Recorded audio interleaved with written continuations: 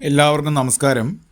ഇതിൽ പറയുന്നത് കർക്കിടകക്കൂറ് പുണർദം, കാല്, പൂയം, ആയില്യം ഈ നക്ഷത്രക്കാർക്ക് കർക്കിടക മാസത്തെ അനുഭവമാണ് പറയുന്നത്.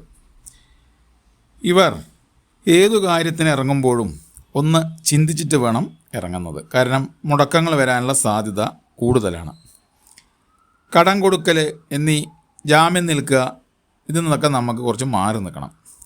സാമ്പത്തിക നില പൊതുവേ മെച്ചപ്പെട്ട് വരും.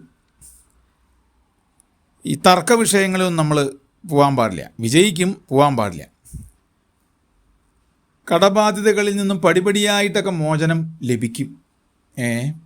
ഈ മൃഗങ്ങളിൽ നിന്നുള്ള ഉപദ്രവങ്ങളൊക്കെ ഉണ്ടാവാതെ നമ്മൾ ശ്രദ്ധിക്കണം. ശാരീരികമായ ചില ബുദ്ധിമുട്ടുകളൊക്കെ നമുക്ക് വന്നുപെടും. ഈ പനി, നീർക്കെട്ട്, ജലദോഷം തുടങ്ങിയതൊക്കെ. പുതിയ ഗൃഹം നന്നാക്കുന്നതിന് അവസരം നമുക്ക് ലഭിക്കും. പുതിയ വാഹനം വാങ്ങാനുള്ള ആഗ്രഹം കൂടിയിരിക്കും. മേടിക്കാമെന്നും പറയുന്നുണ്ട്. മുട്ടുവേദന, കാൽവേദന എന്നീ സ്ത്രീ പുരുഷ ഭേദമന്യേ നമുക്ക് അനുഭവത്തിൽ വരും. ഗൃഹത്തിൽ സമാധാനക്കുറവ് ഉണ്ടാവുകയില്ല.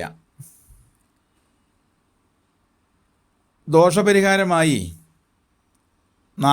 നാഗദൈവങ്ങൾക്ക് പാലഭിഷേകം കൊടുക്കുക, പൗർണമി ദിവസം ദേവീ പൂജ നടത്തുക, ക്ഷേത്ര ദർശനങ്ങൾ നടത്തുക, ദേശദേവതയെ പ്രീതിപ്പെടുത്തുക, നാലമ്പല ക്ഷേത്ര ദർശനം നടത്തുക,